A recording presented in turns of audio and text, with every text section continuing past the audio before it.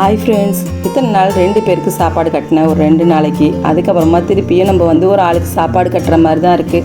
என் நிலைமை இப்படியே தான் போகுங்க. ஏன்னா அடுத்தடுத்து ஒவ்வொருத்தவங்களுக்கும் மாறிக்கிட்டே இருக்கும்ல, அப்படி தான் போல் அப்படின்னு நினச்சிக்கிட்டேன்.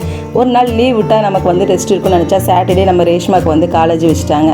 சரி, ஓகே, நம்ம ரேஷ்மாவுக்கு சமைக்கும் போது நமக்கும் சேர்த்து சமைச்சிடலாம்னு சொல்லி சொரக்காய் இருந்துச்சு. சொரக்காய் கூட்டு தான் ரெடி பண்ணேன். சொரக்காய் கூட்டோட கொஞ்சம் சாம்பார் பொடி சேர்த்துட்டு நீங்கள் செஞ்சு பாருங்கள், ரொம்ப நல்லாயிருக்குங்க. நம்ம ஊற்றி சாப்பிட்றதுக்கும் நல்லாயிருக்கும், தோசை இட்லிக்கு எல்லாத்துக்குமே நல்லாயிருக்கும். மஷ்ரூம் இருந்துச்சு, அதை எனக்கு பஜ்ஜி மாதிரி போட்டு கொடுங்கம்மாண்ணா. என்னடி திடீர்னு புதுசாக பஜ்ஜி கேட்குறேன் அப்படின்னா, ஏன்னா 65 மாதிரி தான் ஃப்ரை பண்ணி தர சொல்லுவா, சிக்கன் மாதிரி. ஆனால் பஜ்ஜி வேணும்னா சரி பஜ்ஜி செஞ்சு கொடுத்தேன். அவள் காலையிலேயே அதை செய்யும் போதே சாப்பிட்டுட்டு தான் போனாள். ஏன்னா அவளுக்கு இந்த மாதிரி செஞ்சால் ரொம்ப பிடிக்கும். உங்களுக்கு இந்த மாதிரி பஜ்ஜியில் செஞ்சு பார்த்துருக்கீங்களா? நீங்கள் மஷ்ரூமை அந்த மாதிரி செஞ்சு பாருங்கள். ஈவினிங் ஸ்நாக்ஸாகவும் சாப்பிட்லாம். இந்த மாதிரி கூட்டு சாம்பார்க்கெலாம் நல்லாயிருக்குங்க. அடுத்து நம்ம ரேஷ்மாக்கும் லஞ்ச் பாக்ஸ் கட்டி அவளையும் அனுப்பிச்சிட்டேங்க. இப்படி தான் என்னோடய ரொட்டீன் போச்சு.